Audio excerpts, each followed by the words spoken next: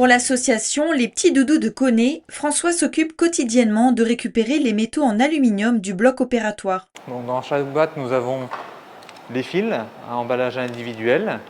On a également les emballages, par exemple, des lames de bistouri. Ça ne rapporte pas encore énormément d'argent pour le moment, mais c'est quand même une bonne action.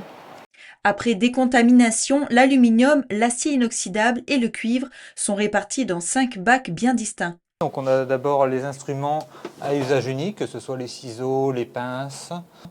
Ensuite, on a tout ce qui est câble électrique, les emballages avec les fils, les lames de bistouri, les opercules de perfusion.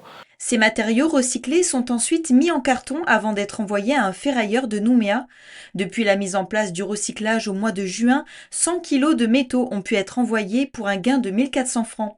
Même si le bénéfice est modeste, Eva, responsable de l'association, est positive. Concrètement, les bénéfices sont modestes.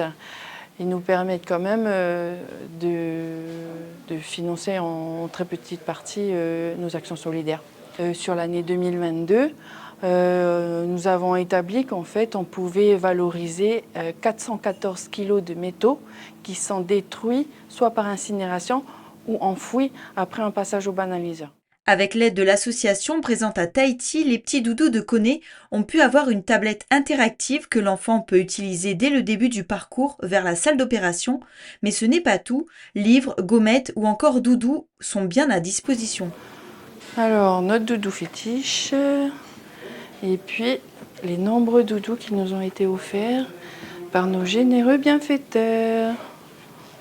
On a aussi à disposition des feutres parfumés qu'on peut utiliser pour colorier le fond du masque. Pour Vivien, qui travaille au pôle sanitaire du Nord depuis 4 ans, le changement est bien réel. Généralement, ce qui se passe, c'est pas tant les enfants qui sont stressés, c'est plus les parents qui sont stressés et ça transmet aux enfants le stress.